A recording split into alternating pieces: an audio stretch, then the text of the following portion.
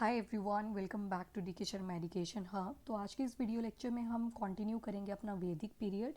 तो as you know कि हमने वैदिक सोर्सेज कंप्लीट कर लिए थे, तो आज का जो हमारा लेक्चर होगा that is going to be based on the Rig Vedic period.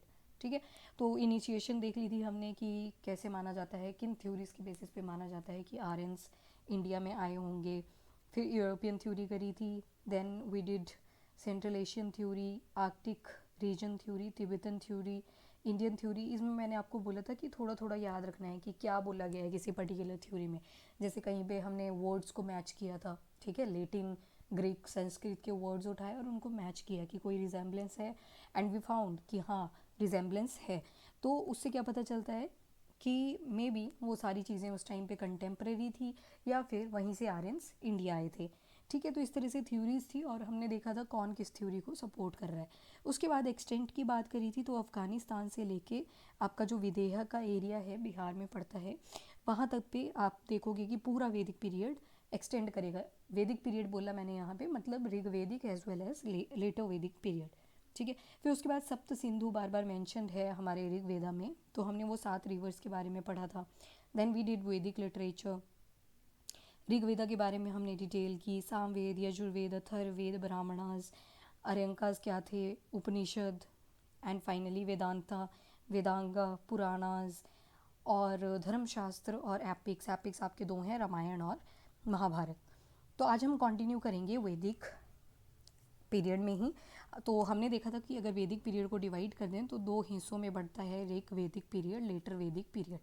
Saurabh ji का कमेंट आया था कि थोड़ा बड़ा लिखें, तो आज मैं ट्राई करूँगी थोड़ा बड़ा लिखने की। ठीक है, चलिए। एनीवेज, तो वैदिक पीरियड को हमने 2 हिस्सों में बांट दिया था, one was the Rig Vedic period और दूसरा होता है लेटर वैदिक पीरियड। अब देखो, जितने भी आगे हम पीरियड्स पढ़ेंगे, चाहे वो आपका महाजनपद है, मगध है या फिर मौर्यंस है, तो उसमें हम एक चीज़ नोटिस करेंगे कि हम बार बार एम्फेसिस किस किस के ऊपर रखेंगे। एक तो पॉलिटी के ऊपर, एक इकोनॉमी के ऊपर, एक सोसाइटी के ऊपर, रिलीजन शेप करता है कि उस एरिया की कंडीशन कैसी होगी। ठीक है, रिलीजन पे कितना फोकस है, वो सारी चीज़ें हम कवर करते हैं किसी भी पीरियड को लेके। फॉर एग्जांपल अभी हम ऋग्वेदिक कल्चर के बारे में पढ़ने जा रहे हैं, तो ये चलता है अप्रॉक्स टाइम 1500 टू 1000 BCE। ठीक है, यहाँ पे भी लिख देती हूँ एक बार, 1500 से लेके 1000 BCE तक। और वहीं पे लेटर वैदिक पीरियड की बात करूँ तो 1000 टू 500 BCE। ठीक है, ये थोड़ा सा टाइम पीरियड है जो कि आपको नोट करके रख लेना है। अब ये सारे एस्पेक्ट पढ़ने हैं हमें ऋग्वैदिक पीरियड के। पॉलिटी कैसी थी उनकी, पॉलिटिकल स्ट्रक्चर कैसा था। जैसे पॉलिटिकल स्ट्रक्चर में आज का देखें तो क्या क्या होता है, प्राइम मिनिस्टर होते हैं, प्रेसिडेंट होते हैं, फिर वाइस प्रेसिडेंट आ जाते हैं। ये सारे क्या होते हैं हमारे आजकल के पॉलिटिकल स्ट्रक्चर में। अगर देखें, पीएम यानी कि प्राइम मिनिस्टर जो है ये पॉलिटिकल पोजीशन है। ठीक है, तो इस तरह से पढ़ते हैं ना, तो PM is like a king of the country. तो पहले के टाइम पे क्या हुआ करते थे, किंग्स हुआ करते थे एक टाइम पे, एक टाइम पे क्या होते थे, किंग्स मैन हुआ करते थे। तो उसी तरह से आज हम देखेंगे कि ऋग्वैदिक कल्चर के टाइम पे हमें कैसा पॉलिटिकल स्ट्रक्चर मिलता है। तो वन बाय वन देखते हैं, स्टार्ट करते हैं with the first one, that is the political life of Rigvedic Aryan. यानी कि हेड कौन हुआ करता था, सोसाइटी, जो सोसाइटी होती थी इनकी, उनका हेड कौन था। तो वो सारी चीज़ें हम देखेंगे पॉलिटिकल स्ट्रक्चर में। फॉर एग्जाम्पल, अगर मैं ऋग्वैदिक सोसाइटी की बात करूँ तो ये थे ट्राइबल लोग। ठीक है, रेड पेन से लिखती हूँ, कैसे थे ये लोग थे ट्राइबल। पहला पॉइंट क्लियर। पहले तो थे ये ट्राइबल सोसाइटी। अब देखो, इंडिया को कभी भी डिवाइड करना हो ना आपने, सोसाइटी का भी पेपर हो अगर आपका, तो उसमें भी आप ये चीज़ मेंशन कर सकते हो। इंडिया को आप 3 एस्पेक्ट से देखते हो हमेशा। एक तो आपको पता है अर्बन, ठीक है, शहरी वाला पार्ट आ गया, रूरल यानी कि विलेज वाला पार्ट, और एक होता है ट्राइबल। ट्राइबल क्या होता है, ये ऐसे लोग होते हैं जो फॉरेस्ट ड्वेलर्स होते हैं, वहीं से अपनी आजीविका को चलाते हैं। और अब तो क्या है, कोलैबोरेशन भी कर ली है। कोलैबोरेशन किस किस ने, जैसे ट्राइबल पीपल हैं, उन्होंने गवर्नमेंट के साथ पूरे ऐसे कोलैबोरेशंस करे हैं और अपनी प्रोडक्ट्स इनको बेच देते हैं ये। ठीक है, और फिर इन रिटर्न उनको जो भी चाहिए होता है वो मिल जाता है। ट्राइबल मार्केट्स लगती हैं अभी। एंथ्रोपोलॉजी अगर जो लोग पढ़ते हैं उनको ये चीज़ पता होगी। ठीक है, तो इंडिया को कभी भी हम देखेंगे तो इन 3 एस्पेक्ट्स में ही देखेंगे, ट्राइबल, रूरल, अर्बन। इसके अलावा 3 हिस्सों में बांटते हैं तो उसमें क्या क्या चीज़ें आ जाती हैं। एक होता है पुअर सेक्शन, एक होता है थोड़ा मिडिल क्लास, और एक आता है रिच। ठीक है, एक इस एस्पेक्ट में हम पढ़ लेते हैं। तो वही चीज़ देखेंगे अब हम political life of the Rigvedic Aryans. तो ऋग्वेदिक आर्यंस की अगर बात करें तो इनकी जो सोसाइटी थी दैट वाज ट्राइबल सोसाइटी।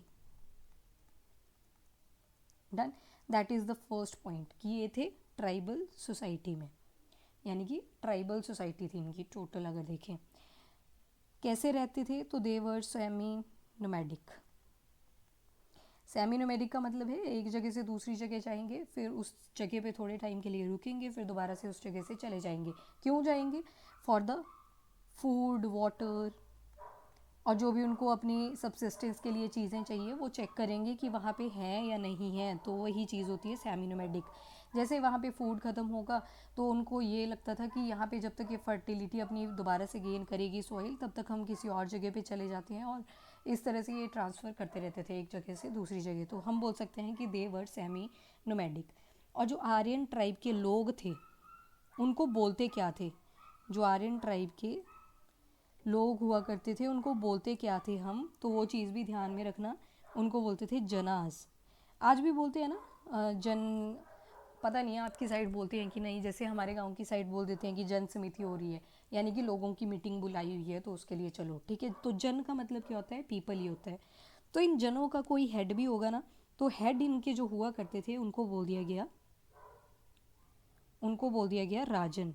तो राजन जो थे ये चीफ थे, ये यूं बोलो ये हेड हुआ करते थे, ठीक है। He was the head of the tribal society. जो राजन है इन्हीं को बहुत सारी टर्म से जाना जाता है, जैसे कि एक को बोल देते हैं गोपति, और एक और बोल देते हैं दैट इज़ गोपा। अब देखो गोपति गोपा किसी शब्द से एसोसिएट करते हैं, दैट इज़ गऊ। गऊ बोले तो गाय, कौ, ठीक है। यहाँ से पता लगता है कि इनकी जो डिपेंडेंसी थी वो काउस के ऊपर बहुत ज़्यादा थी। जो रेवरेंस थी, जो रिस्पेक्ट थी, वो किस एनिमल को सबसे ज़्यादा दी जाती थी? तो वो थी काउ। तो गोपा को बोल दिया जाता है प्रोटेक्टर ऑफ काउ, कि ये क्या करते हैं? काउ की रक्षा करते हैं, प्रोटेक्टर ऑफ काउ। किसको बोल दिया? गोपा को। तो राजन जो हुआ करता था ये चीफ हुआ करता था, या फिर जिनको हेड भी बोल सकते हो आप, और जिनको गोपति भी बोल दिया जाता था। डिपेंड करता था वो काम क्या कर रहे हैं। फॉर एग्जांपल किसी फाइट में जाना है तो राजन बोल देंगे, अगर अपनी गायों की रक्षा कर रहे हैं तो गोपा या फिर गोपति बोलेंगे। पर एक ही बात है, ठीक है। चीफ जो हुआ करते थे या जो हेड हुआ करते थे वो कौन थे? राजनी थे। और अब कोई ना कोई राजन की वाइफ भी होगी, तो राजन की जो वाइफ थी उनको बोल देते थे महिषी। महिषी वॉज द चीफ क्वीन। तो जो राजा की पत्नी हुआ करती थी उसको बोल दिया करते थे महिषी, ठीक है। अब जो जना होते थे ना, जना यानी कि पीपल, इनकी लड़ाइयाँ भी होती थी। हिंदी में लिखती हूँ, मन कर रहा है। उनकी लड़ाइयाँ भी होती थी। किससे होती थी लड़ाई? तो उनकी लड़ाइयाँ होती थी पन्नीस से। ये जो पन्नीस थे ये एनिमी हुआ करते थे या दुश्मन हुआ करते थे, किनके? ऑफ जनास। इन लोगों के दुश्मनों को क्या बोला जाता था? पन्नीस। तो ये भी ध्यान में रखना। पन्नीस क्या किया करते थे? ये जो लोग हुआ करते थे ऋग्वेदिक पीपल, इनकी गायों को चुरा लेते थे, कौ को स्टोल कर लिया करते थे और फिर भाग जाया करते थे। तो in order to save them यहाँ पे राजन आएंगे, वो उनसे लड़ाई करेंगे, जो पन्नीज होंगे उनसे लड़ाई करेंगे। फॉरेस्ट वाला एरिया हुआ करता था साइड में, वहाँ पे ले जाते थे इन गायों को, और फिर मीट वगैरह के पर्पज़ से यूज़ किया करते थे। तो उनके अगेंस्ट कौन फाइट करने आ जाता था? तो फाइट करने आते थे राजन, ठीक है, अलॉन्ग विद सम जना, लोगों को लेके, ठीक है। तो क्योंकि अकेला तो जाएगा नहीं राजा लड़ने के लिए, प्रजा भी चाहिए होगी ना, तो जना जाया करते थे। जना कौन थे? Common people. बार बार रिवाइज करोगे तो याद रहेंगे ये मीनिंग, ठीक है। Okay done. तो ये आ गया थोड़ा सा ओवरव्यू जो आपको पता होना चाहिए। अब देखो ऋग्वेदिक लिटरेचर के अंदर हम एक शब्द बार बार देखते हैं, बार बार बोलते हैं जिसको, वो है जो कि मैंने लिटरेचर में वैसे आपको पढ़ा दिया है, वन इंद्रा। तो ये जो इंद्रा थे ये थे इनके गॉड। ऋग्वेदिक जो पीरियड है उसमें ज़्यादा एम्फेसिस किस गॉड को दी गई है?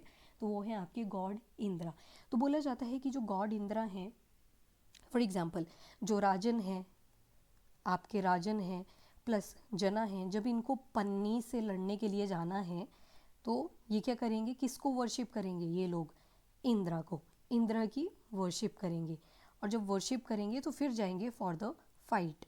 और यहाँ पे फाइट होगी या फिर बैटल होगी, इसको एक स्पेसिफिक टर्म दी गई है आपके ऋग्वेदिक लिटरेचर के अंदर, तो आपको वो टर्म ही याद रखनी पड़ेगी। इसको बोलते हैं गविष्ठी, गविष्ठी, ठीक है। जैसे साइंटिफिक नेम्स होते हैं ना, उसी तरह से ये शब्द आपको ध्यान में रखने पड़ेंगे क्योंकि ये वैदिक लिटरेचर से उठाए गए हैं। तो जो बैटल होती है उसको गविष्ठी भी बोलेंगे, गवेशना भी बोल देंगे, गोशु भी बोलेंगे और गव्युत भी बोल सकते हैं। ये सारे ही नाम गविष्ठी, गवेषणा, गोशु, गव्युत किसके लिए हैं? फाइट या फिर बैटल के लिए। तो क्या हुआ, पन्नीज ने चुरा ली गाय, गाय को चुरा लिया, तो राजन और जना जो हैं वो जाएंगे मिलके और पन्नीज से फाइट करेंगे। और फाइट को क्या बोलती है? गविष्ठी, गवेषणा, गोशु, गव्यत। या पर इन बैटल से पहले, गविष्ठी, गवेषणा, गोशु या गव्युत से पहले क्या होगा, ये लोग वर्शिप करेंगे किसकी? गॉड इंद्रा की। तो हम बोल सकते हैं कि जो ऋग्वेदिक पीरियड के सबसे इंपॉर्टेंट गॉड हैं वो कौन से हैं? That is Indira. तो जो मेन फंक्शन हुआ करता था राजन का वो क्या था? कैटल्स को भी बचाना है और जो लोग हैं उनको भी सेव करना है from the Panis. Panis is very important term, इसको ध्यान में रखना, वेरी इंपॉर्टेंट। ये होते थे दुश्मन किसके? जना के, या फिर राजन भी किसके? वैसे तो राजन जो हुआ करता था ये सबसे मतलब स्किल्ड पर्सन हुआ करता था, इसलिए इसको स्पेसिफिक टर्म दे दी राजन, यानी कि हेड ऑफ द ट्राइब, ठीक है। तो ये आ गया इसका बिल्कुल। अगर सिंपल सा हम पॉलिटिकल स्ट्रक्चर देखें तो ये सारा था। अब देखते हैं कुछ एस्पेक्ट्स पॉलिटी और एडमिनिस्ट्रेशन से रिलेटेड। अभी भी ज़ुकाम ठीक नहीं है तो आवाज़ हो सकता है आपको अजीब सी लगे, but still I would try my best. Okay, तो अब देखेंगे पॉलिटी एंड एडमिनिस्ट्रेशन। अब जैसे हमारी पार्लियामेंट है, वहाँ पे 2 हाउसेज हैं, one is Lok Sabha, second is the Rajya Sabha. Again one thing important, Telegram channel है तो आप वहाँ से भी PDF को डाउनलोड कर सकते हो। मैंने एनोटेशन के साथ ही वहाँ पे ये डालनी है, तो आपको एज इट इज़ मिल जाएगी। जैसे मैं यहाँ पे लिख रही हूँ तो वो सारी चीज़ें आपको वहीं पे मिल जाएंगी। ऑल्सो वहाँ पे मैंने MCQs भी डाले होते हैं, तो अभी 2 दिन से तो नहीं डाले हैं, पर आज दोबारा से डालने की ट्राई करूँगी, तो वो देख लेना एक बार जाके, ठीक है। चलिए वापस आइए, तो पॉलिटी और एडमिनिस्ट्रेशन देखेंगे हम ऋग्वेदिक पीरियड की। अब पॉलिटी, अच्छा देखो, अभी हम ऋग्वेदिक पीरियड में चले हैं ना, तो यहाँ पे आयरन का बिल्कुल भी मेंशन नहीं है, मतलब इनको लोहे का बिल्कुल भी आइडिया नहीं था। जो ऋग्वेदिक पीरियड के लोग हैं इनको आयरन की नॉलेज नहीं थी, ये ध्यान में रख लेना। ये लेटर वैदिक पीरियड में आएगा, जो लोहा है वो लेटर वैदिक पीरियड वालों को पता होता है। चलो, पॉलिटी एंड एडमिनिस्ट्रेशन में अगर देखिए तो मोनार्कियल स्ट्रक्चर था, एक ही हेड हुआ करता था, उसी का रूल चला करता था। बट एक मोनार्कियल की तरह तो था, सिमिलर टू मोनार्कियल, बट एक डिफरेंस था। मोनार्की में क्या होता है, हेरिडिटरी चलता है ना, पर यहाँ पे हेरिडिटरी नहीं था, यानी कि ज़रूरी नहीं है कि फादर जो आज राजा है उसका लड़का ही आगे चल के राजा बनेगा। नो, किसके बेसिस पे था? स्किल के बेसिस पे, जिसमें क्षमता होगी वही आगे चल के राजन बनेगा। तो हेरिडिटरी नहीं हुआ करता था। और कौन इसको सेलेक्ट करता था? मोनार्क को।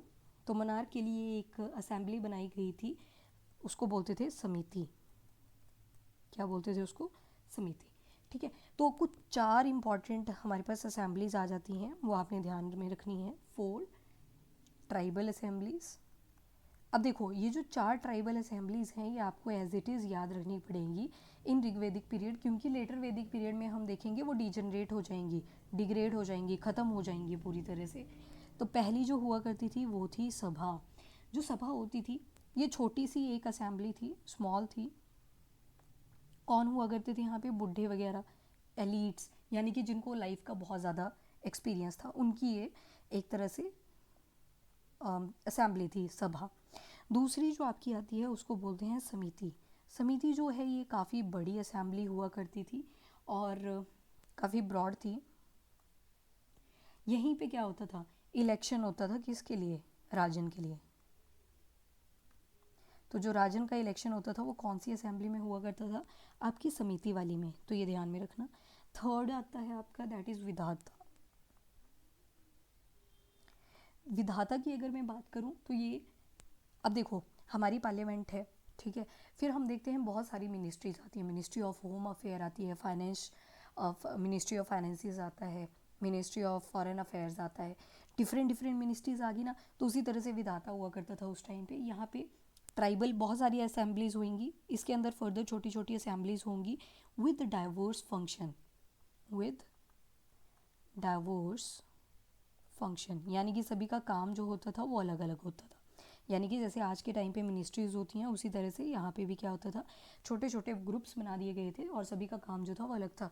कोई रेवेन्यू इकट्ठा करने का काम करेगा, कोई कोई लॉ एंड जस्टिस को मेंटेन करने का काम करेगा। तो इस तरह से डिफरेंट फंक्शन हुआ करते थे विधाता के अंदर। एक होते थे गणा, जना नहीं है, गणा है ये, गणा। तो जो गणा होते थे ये ट्रूप्स हुआ करते थे, आर्मी। तो ये किस में आगे, गणा में, ठीक है। तो ये 4 असेंबलीज आपको देखने को मिलती हैं during the Rigvedic Aryan society. से पहले यहाँ पे मुझे कुछ स्लाइड्स ऐड करनी पड़ेंगी, पहले वो कर लेती हूँ, जस्ट अ सेकेंड।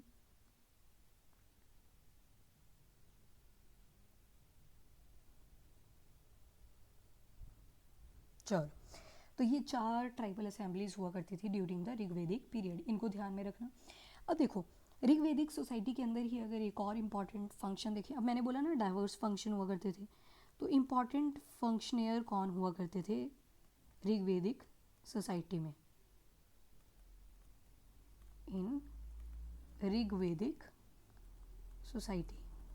तो वो कौन कौन होंगे, अब देखो, हर एक सोसाइटी में कोई ना कोई रिचुअल तो होगा ही, तो उसके लिए कौन चाहिए होगा, पंडित चाहिए होगा, ठीक है। ऐसे लेमन बात करते हैं बिल्कुल। देखो मान लो ये कोई घर है, हर चीज़ कहाँ से शुरू होती है घर में, आप पैदा कहाँ हुए थे, अपने हॉस्पिटल में हुए थे, फिर रहे तो घर में ही थे ना। अब घर में क्या क्या चीज़ें होती है वो सारी, एक तो होता है हाउस होल्ड काम, ठीक है, वो तो आपको डेली करना ही होता है। दूसरा, कभी कभी रिचुअल्स भी होते हैं ना, कोई फंक्शन हुआ, जग हो गया, कुछ भी हुआ, तो रिचुअल होंगे। रिचुअल में आप क्या करेंगे, प्रीस्ट को बुलाएंगे, डन। फिर कई बार क्या होगा, ये एक घर है, एक और घर है इसके आसपास, यहाँ पे होगी लड़ाई, फाइट होती है ना, फाइट्स होती रहती हैं पड़ोसियों के बीच में, तो वही फाइट है। तो यहाँ पे कौन आएगा, जो वहाँ पे मुखिया होगा उस विलेज का, तो यहाँ पे कौन आ जाएगा, विलेज का हेड। फिर विलेज हेड आया, फिर उसके बाद क्या चीज़ें और क्या सिनारियोज बन सकते हैं। अब देखो, कोई ना कोई एक गार्ड लगा दिया होगा घरों की रक्षा के लिए। देखो अंदर तो लड़ रहे हैं वो लोग, बाहर क्या लगा दिया होगा, किसी न किसी को टेरिटरी के बाहर लगा दिया गया होगा कि आप इसकी रक्षा करोगे। तो यहाँ पे बना देंगे, एक ऑफिसर लगाया होगा, अभी तो गार्ड बोलते हैं ना, पर उस टाइम के हिसाब से ऑफिसर होगा। तो एक क्या होगा, एक होगा कंट्री लेवल पे। कंट्री लेवल पे कौन लगा होता है, आपकी आर्मी, ठीक है। तो यहाँ पे क्या लिखें, और टेरिटरी को कंट्रोल करने के लिए लगाया होता था। हाँ, अगर ऋग्वेदी के पीरियड के हिसाब से देखें तो उसकी बहुत ज़्यादा वैल्यू होती थी। अब तो बोलते हैं ना कि बॉडी गार्ड बोल दिया, फिर गार्ड बोल दिया, कुछ भी, पर उस टाइम के हिसाब से ऑफिसर ही बोलते थे, ठीक है। उस टाइम के हिसाब से काफ़ी ज़्यादा ये इज़्ज़त वाला रैंक हुआ करता था, रेवरेंस वाला रैंक हुआ करता था। यहाँ पे आता है आर्मी, यानी कि पूरी कंट्री के बाहर, कंट्री के बाहर दूसरे बॉर्डर शुरू हो जाएंगे, ये और कंट्री होगी। तो इसके साथ यहाँ पे ये जो बॉर्डर वाला एरिया होगा, यहाँ पे कौन डिप्लॉय होती है, आपकी आर्मी। तो ऋग्वेदिक सोसाइटी जब हम देखते हैं तो यहाँ पे भी हमें 4 चीज़ें देखने को मिलती हैं, 4 इंपॉर्टेंट फंक्शन देखने को मिलते हैं। एक था पुरोहित, पुरोहित बोले तो प्रीस्ट। अब ये जो पुरोहित होता था या फिर प्रीस्ट होता था, ये क्या किया करते थे, रिचुअल्स किया करते थे, रिचुअल्स परफॉर्म किया करते थे। डिफरेंट सर्विस, शादी होगी, डाइवोर्स हो गया, या फिर किसी की डेथ हुई है, तो वहाँ पे जो भी रिचुअल्स होंगे वहाँ पे किसका काम रहा करता था, पुरोहित का। तो रिचुअल्स, और फिर जब रिचुअल करवा दिया तो उसके बाद इनको दान भी दे देते थे लोग। दान, दान को बोला जाता है यहाँ पे गिफ्ट्स। दान हो गया, दक्षिणा होगी। तो यहाँ से देखो, दान दक्षिणा जो आज भी यूज़ करते हैं ना शब्द, ये ऋग्वेदिक पीरियड से चल रहे हैं। दक्षिणा में बेसिकली जो सेक्रीफाइशियल ऑफरिंग्स होती हैं वो सारी आ जाएंगी, ठीक है। फिर पुरोहित के बाद दूसरा जो रैंक आता है, रैंक नहीं बोलेंगे, फंक्शन आता है स्पेशली, वो आता है सेनानी का। अगर अकेला सेना शब्द लूँ तो इसका मतलब हो गया आर्मी, तो सेनानी कौन हो गया, वो जो हेड होगा आर्मी का। तो हेड है कोई अगर आर्मी का, या फिर चीफ है अगर कोई आर्मी का, तो मतलब वहाँ पे आर्मी भी प्रेजेंट थी। तीसरा जो आएगा वो आएगा ग्रामीणी। तो जो ग्रामीणी होगा ना, ये ऑफिसर हुआ करते थे एक, हु प्रोटेक्टेड द टेरिटरी, छोटी छोटी टेरिटरीज़ में, हर एक टेरिटरी में क्या हुआ करते थे, ऑफिसर हुआ करते थे, और उनको क्या बोल दिया जाता था, ओहो, उनको बोल दिया जाता था व्रजापति। व्रजापति जो ऐसे ऑफिसर वो क्या किया करते थे, टेरिटरी को कंट्रोल किया करते थे, चेक रखा करते थे कि कोई इन्वेजन ना हो, तो वो सारी आ जाती है व्रजापति के फंक्शंस के अंडर। दूसरे एक और रैंक हुआ करता था, दैट वाज द ग्रामीणी। मैंने आपको बोला ना कि फाइट हो जाया करती थी विलेजेस के बीच में, ऐसे विलेजेस के बीच में या फिर घरों के बीच में, तो कई बार वहाँ पे किसको बुलाया जाता था फिर, लीडर ऑफ द विलेज। तो लीडर ऑफ विलेज को क्या बोला जाता था, ग्रामीणी। ठीक है, तो ये 4 इंपॉर्टेंट रैंक्स जो हैं वो हमें देखने को मिलते हैं during the Rigvedic period. One is the Purohit, second is सेनानी, दूसरे हैं व्रजापति, चौथे हैं ग्रामीणी। ठीक है, इनको ध्यान में रख लेना शब्दों को, these are important. Rigvedic literature में हम एक इम्पॉर्टेंट टर्म देखते हैं, और वो टर्म क्या थी, बलि। आज के कॉन्टेक्स्ट में अगर बलि का मीनिंग हम एनालाइज करें तो उसका मतलब होता है सेक्रीफाइस, बट अगर ऋग्वेदिक पीरियड के हिसाब से चलें तो उसका मतलब होता था वॉलंटरी कॉन्ट्रीब्यूशन। मतलब जो जना हुआ करते थे, यानी कि जो लोग हुआ करते थे, वो क्या करते थे, राजन को खुद अपनी इच्छा से गिफ्ट्स दिया करते थे। क्यों देते थे, क्योंकि राजा जो है वो अपनी पूरी लाइफ किसको डेडिकेट कर रहा है, लोगों को डेडिकेट कर रहा है। तो अगर लोगों को डेडिकेट कर रहा है तो लोगों को लगता था कि ये हमारी रिस्पॉन्सिबिलिटी बनती है कि हम उनको बलि दें, यानी कि वॉलंटरी कॉन्ट्रीब्यूशन करें, अपनी मर्जी से उनको गिफ्ट दें। ठीक है, फिर हमें ऋग्वेदिक सोसाइटी के अंदर अगेन एक और चीज़ मिलती है कि इनके पास मिलिट्री तो थी, पर इनके पास मिलिट्री के काफ़ी टेक्निक्स भी थे। अब मिलिट्री टेक्निक्स थे तो कोई ना कोई एविडेंस होगा ना जिसके बेसिस पे हमने बोल दिया कि मिलिट्री के इनके पास काफ़ी अच्छे टेक्निक्स थे। कैसे पता चलता है, क्योंकि हमें कुछ शब्द मिलते हैं, और ये दोबारा हो गया, ये बड़ी, हाँ ठीक है। तो मिलिट्री टेक्निक्स क्या क्या थी, वो चीज़ यहाँ पे आपको थोड़ा सा याद रखना पड़ेगा। तो मिलिट्री टेक्निक्स की अगर मैं बात करूँ तो ऋग्वेदा के अंदर हमें कैरियट्स का मेंशन है। कैरियट्स मतलब रथ, रथों का मेंशन किया गया है। और उन कैरियट्स को कौन ड्राइव कर रहा है, तो हॉर्स।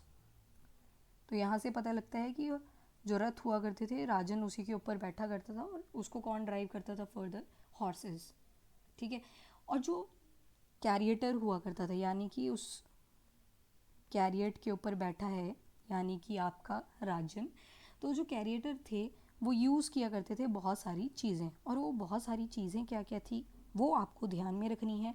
क्योंकि अगर आपको political structure of Rigvedic period analyse करने को आता है, then you have to mention all this term. तो एक तो यूज़ करते थे ये लोग वर्मा, जो कैरिएटर था एक यूज़ किया करता था ये वर्मा। वर्मा जो होता था ये कोट हुआ करता था।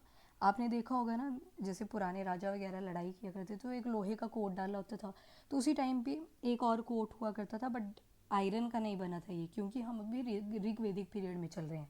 आयरन का यूज़ आएगा लेटर वैदिक पीरियड में।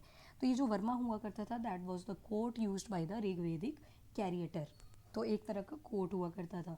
एक और टर्म मिलती है हमें, सिपरा। अब ये सिपरा क्या चीज़ है, तो ये हेलमेट है।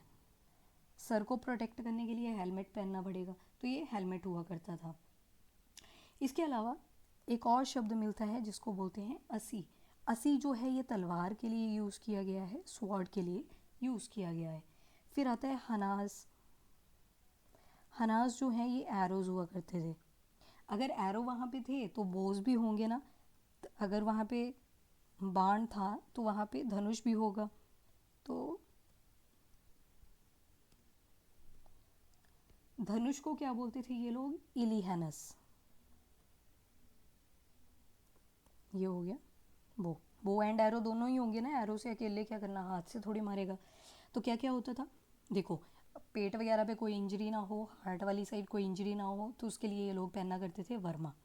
सिर पे कोई चोट ना लगे तो हेलमेट पहना करते थे, जिसको बोलते थे सिपरा। लड़ने के लिए इनके पास तलवारें होती थे, उसको बोलते थे असी। और इनके पास बो एंड एरो थे, जिनको बोलते थे इलीहेनस एंड हैनस रिस्पेक्टिवली। ठीक है, तो ये चीज़ थी। और यस, एक और टर्म हमें मेंशन मिलती है सेनानी, तो मैंने आपको बता दिया सेनानी थी तो मतलब सेना भी थी, तो सेना टर्म भी हमें ऋग्वेदिक लिटरेचर में मिलती है और इसका मतलब है आर्मी। सेना का जो शब्द का मेंशन है वो भी वहाँ पे दिया गया है। और ये जो आर्मी हुआ करती थी ये परमानेंट नहीं थी।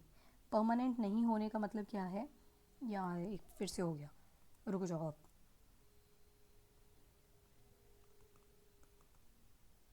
एक सेकेंड रुक जाना प्लीज़। Okay fine. जो आर्मी थी इनकी वो परमानेंट नहीं थी। आर्मी वॉज नॉट परमानेंट, यानी कि स्टैंडिंग भी नहीं थी। ये क्या करते थे, जब इनको ज़रूरत पड़ती थी, व्हेन इट वाज नीडेड, तभी आर्मी बनाई जाती थी।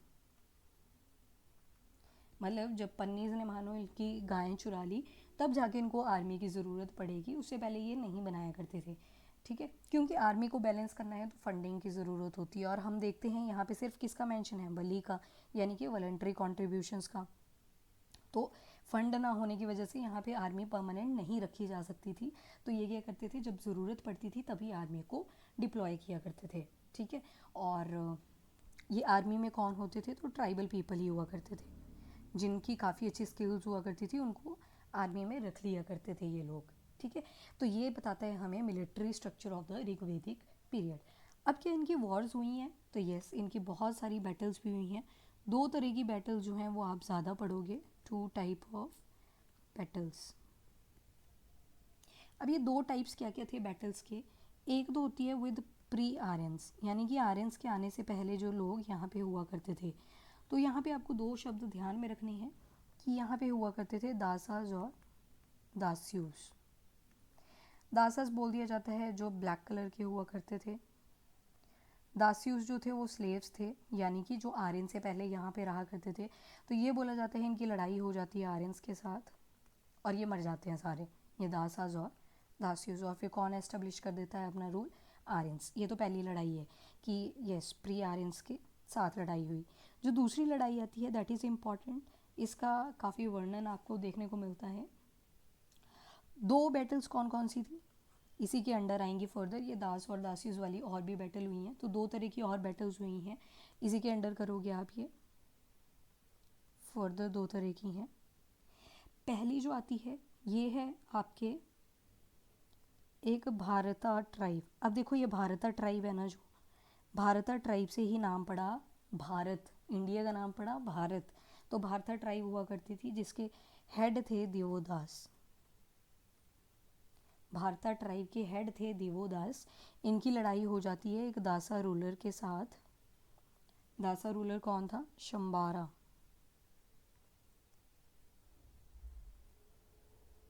ठीक है, शंबारा जो थे वो दासा रूलर थे। यहाँ पे दिवोदास जीत जाते हैं। तो विनर कौन रहता है इस फाइट में, तो देखो एक दास था और इधर भारता ट्राइब के दिवोदास थे। तो दिवोदास और जब संबारा के बीच में लड़ाई होती है तो कौन जीतता है, दिवोदास जीत जाते हैं। एक और लड़ाई देखने को मिलती है। अब जो ये दिवोदास है ना, इन्हीं का एक पोता हुआ करता था, उसकी लड़ाई होगी, तो उसको बोला जाता है बैटल ऑफ 10 किंग्स। ये आपने सुनी भी होती है, एटलीस्ट नाम ना पता हो तो बैटल ऑफ 10 किंग्स के बारे में पता ही होता है। अगले पेज पे लिखती हूँ, बैटल ऑफ 10 किंग्स। अच्छा देखो लेक्चर काफ़ी स्लो चल रहा होगा, आप 1.52x के ऊपर भी स्पीड कर सकते हो। ठीक है, तो बैटल ऑफ 10 किंग्स की बात करें तो इसको दश राजन भी बोलते हैं, यानी कि इसमें कितने राजा थे, 10, दश राजन। अब बोलते हैं कि ये किस किस के बीच में हुई, तो पहली चीज़ तो वही इंपॉर्टेंट हो जाती है।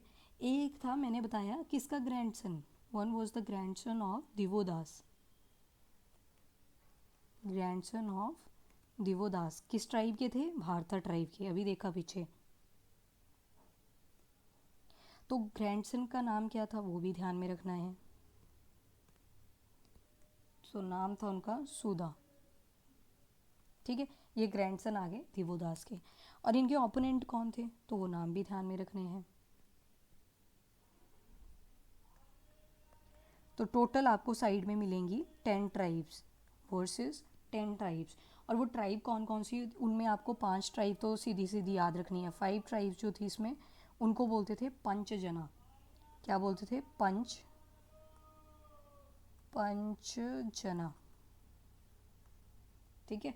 पंचजना जो थे वो कौन कौन थे ये याद रखना पड़ेगा। अच्छा देखो, मैं लिख के इसलिए करवा रही हूँ ना, क्योंकि अगर मैंने ये पहले लिखा होता तो फिर मैं बोलती और मैं चली जाती, पर अभी मैं लिख रही हूँ तो आपका फोकस बना रहेगा, और अगर आप लिख रहे हो तो और भी ज़्यादा बेटर है। वैसे ऑल्दो पीडीएफ आपको मिल जाएगी, पर अगर लिख रहे हो तो और भी बेटर है। तो ये 5 ट्राइब्स कौन सी थी, इनको बोलते थे पंचजना। तो पहली आती है यादू, पहली आती है यादू, दूसरी आती है तुर्वशा, तुर्वशा, पहली यादू, दूसरी है तुर्वशा, फिर आती है पुरु, फिर आती है अनु, फिर आती है ध्रुयु। कौन कौन सी आई, यादू, तुर्वशा, पुरु, अनु, ध्रुयु। यादू, तुर्वशा, पुरु, अनु, ध्रुयु, दीज वर द 5 ट्राइब्स जिनको बोला गया इकट्ठे पंचजना। तो ये तो आपको थोड़ी सी अगर याद रह जाती हैं तो वेल एंड गुड, नहीं भी रहती हैं तो फिर सीधा पंचजना लिख देना, ज़्यादा मत लिखना, गलत मत लिखना। अगर याद हो जाती हैं तो वेल एंड गुड। वैसे एग्जाम से पिछले दिन ये चीज़ें देख के जाया करो, ये थोड़ा सा फैक्चुअल डाटा जब आप ऐड करते हो ना, जैसे मेंस का एग्ज़ाम है, अगर ये फैक्चुअल डाटा ऐड करते हो तो आपके लिए वो प्लस पॉइंट ही रहता है कि इनको याद है। तो इनकी रिटेंशन, इससे मतलब ये नहीं होता कि आपकी रटने की क्षमता अच्छी है, आपकी रिटेंशन पावर अच्छी है, ये चीज़ वहाँ पे एनालाइज होती है। ठीक है, तो ये बैटल जो हुई थी आपकी, बैटल ऑफ 10 किंग्स या 10 राजन, ये होती है on the bank of river. ये बहुत इंपॉर्टेंट है, ये तो मेंशन करना ही है। On the bank of river Parushni, Parushni कौन सी रिवर थी, रावी, पुरुषनी। ठीक है, तो बैटल्स को एक बार रिवाइज करवा देती हूँ। प्री आर्यंस के साथ लड़ाइयाँ देखने को मिली, एक तो दास और दासी उसके साथ ही डायरेक्ट। ये दूसरे नंबर पे 2 तरह की और आ जाती हैं, ये भी दास के साथ ही थी। तो पहली जो होती है भारत ट्राइब थी, उनके किंग हुआ करते थे दिवोदास, उनकी लड़ाई हो जाती है एक दासा रूलर के साथ जिनका नाम था शंबारा। इन दोनों की लड़ाई होती है, दिवोदास विनर होते हैं। फिर आती है battle of 10 Kings. Battle of 10 Kings में एक तरफ तो ग्रैंडसन थे दिवोदास के, और दूसरी तरफ जो थे वो कौन थे, 10 ट्राइब्स थी। 5 ट्राइब्स उनमें आपको याद रखनी है, क्योंकि इनको बोला जाता था पंच जना। कौन कौन सी थी, यादू, तुर्वशा, पुरु, अनु, ध्रुयु। ठीक है, मैं बताइए कैसे रखती थी इन ट्राइब्स को याद, मैं ना पहला पहला लेटर याद कर लेती थी और मैंने नाम बार बार रिवाइज किए होते थे, जैसे यादू, तुर्वशा, पुरु, अनु, ध्रुयु। नोटबुक उठाना, 7-8 बार ये नाम लिखना, चाहे यादू यादू यादू करके लिख लेना 10-12 बार। ठीक है, तो जब ये चीज़ लिखोगे ना आप तो आपको ये फिट हो जाएगी। फिर जैसे वाई बोल लोगे ना आप पेपर के अंदर तो आपको याद आ जाएगा कि यादू थी वो। तो ऐसे याद रख लेना, यादू, तुर्वशा, पुरु, अनु, ध्रुयु। ठीक है, कौन से रिवर के बैंक पे हुई, तो रावी रिवर, और उस रावी रिवर का नाम क्या है, तो पुरुषनी। ठीक है, तो यहाँ पे विनर कौन हुआ, तो शुदा, शुदा was winner. That was battle of 10 Kings. अगर ये एक और बात देखी जाए यहाँ पे, तो ये जो भारतास थे ना, ये वाली ट्राइब जो थी, ये थी भारता ट्राइब। ये जो भारता ट्राइब थी, बाद में इन्होंने हाथ मिला लिया था किसके साथ, एक तो पुरु के साथ, लिख दूँ इसको भी, चलो लिख ही देती हूँ इसको भी जब कर ही रहे हैं, स्लाइड ऐड करनी पड़ेगी। चलो, तो ये जो भारता ट्राइब है ना, जैसे आज बनता है ना अलाइंस बनता है, एनडीए गवर्नमेंट है अपनी, तो इस तरह से बन जाती हैं अलाइंस की वजह से। तो भारता ने क्या किया था, पुरु के साथ कोलैबोरेशन कर लिया और एक नई ट्राइब बना ली जिसको बोला कुरु। ठीक है, और इनका जो कंट्रोल था वो कौन से एरिया में जाता है, कंट्रोल्ड अपर गेंगेटिक, अपर गेंगेटिक वैली। ठीक है, तो इन्होंने अलाइंस बना लिया था, जो भारता ट्राइब थी और पुरु थे, और बना दिया कुरु। डन। तो this was the political structure of your Rigvedic period. Very important, बहुत इजी लगा होगा, आई जस्ट होप। और ये जो टर्म्स हैं ये तो आपको ध्यान में रखनी पड़ेंगी, इन टर्म्स के बिना तो ये कुछ भी नहीं बनेगा। ठीक है, ये तो सारी चीज़ें हमें पता ही होती हैं, पर अगर टर्म्स लिखोगे तब जाके एम्फेसिस पड़ेगा चेक करके ऊपर। चलो, अब करेंगे हम social life of Rigvedic Aryans.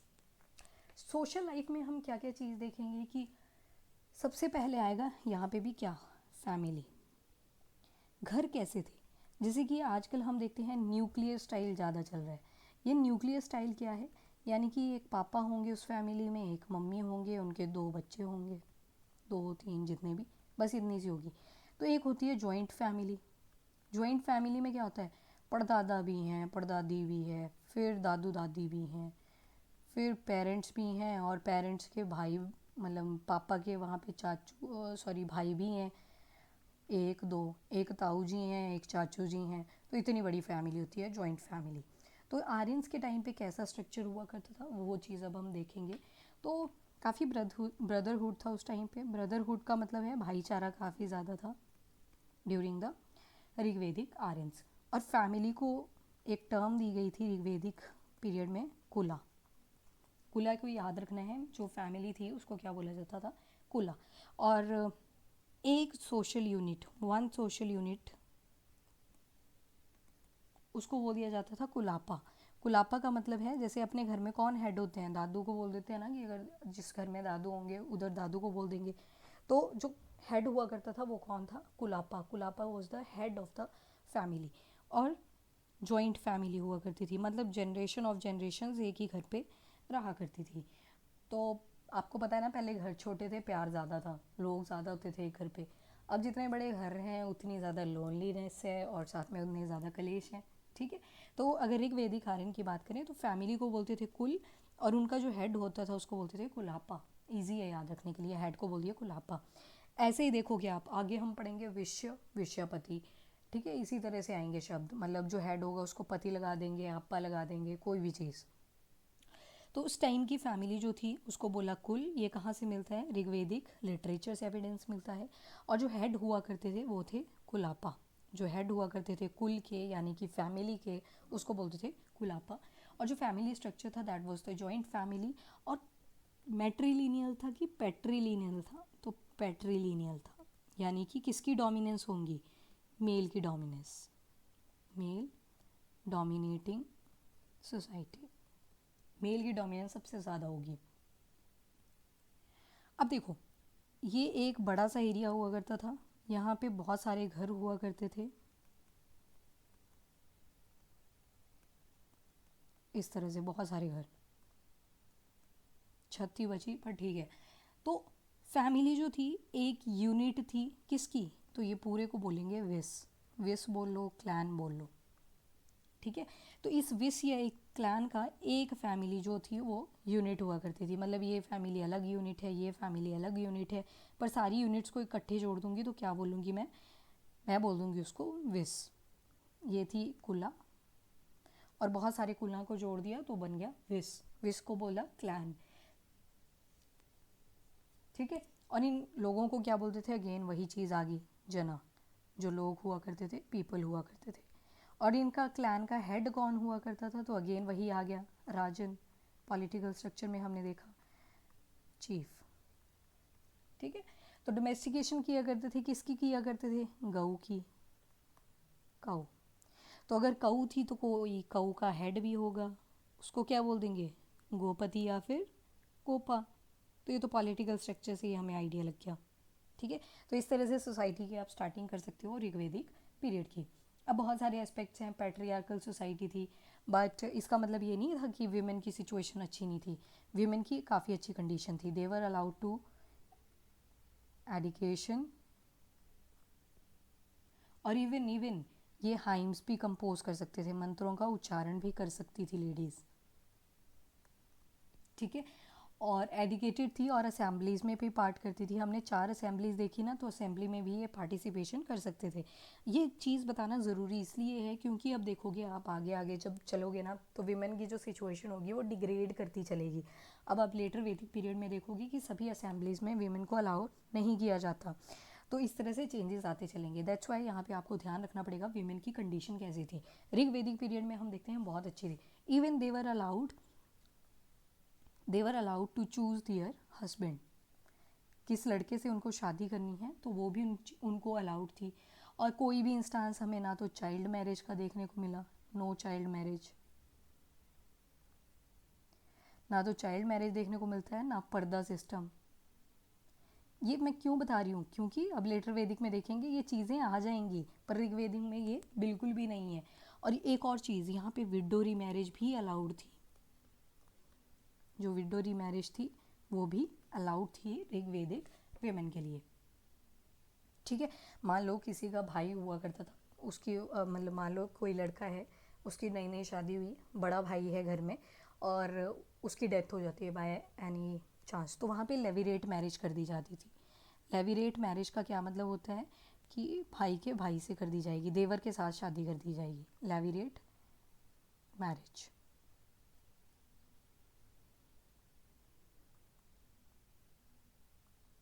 ठीक है, उसको बोल देते थे लेविरेट मैरिज, तो इट वाज अलाउड। और मोस्टली अगर देखें तो यहाँ पे जो शादियाँ होती थी, शादियों में ज़्यादातर मोनोगैमस ही देखा गया है, यानी कि एक हस्बैंड एक वाइफ। पर कुछ एक इंस्टेंसेस हैं, थोड़े बहुत रेफरेंसेस हैं कि एक आदमी की मोर देन वन वाइफ भी हो सकती थी और एक लेडी की मोर देन हस्बैंड भी, वन हस्बैंड भी हो सकते हैं। पॉलीगाइनी, गाइनी यूज़ होता है, आप बोलते हैं ना गायनेक के पास जाना पड़ेगा जब कुछ भी दिक्कत होती है वेमेन को, तो बोल देते हैं गायनी के पास जाना पड़ेगा, तो गायनी का मतलब होता है वुमेन। ठीक है, पॉली मतलब मैनी, वहीं पे पॉली इधर भी मैनी, एंड्री मतलब मैन, तो मैनी वुमेन, यानी कि पॉलीगाइनी कौन करेगा, one husband having multiple wife, बहुत सारी होंगी, यहाँ पे एक वाइफ और मल्टीपल हस्बैंड्स। ठीक है, तो ये थी पॉलीगाइनी और पॉलीएंड्री। बट मोस्टली जो मैरिज थी दैट वाज द मोनोगैमस, यानी कि एक हस्बैंड और एक वाइफ। ठीक है, तो इन चीज़ों को ध्यान में रखना। That was the marital structure of the Rigvedic period. Done. अब इसके बाद क्या होता है, ऑक्यूपेशन भी करते होंगे ना कोई, रुको स्लाइड्स ऐड करनी पड़ेंगी।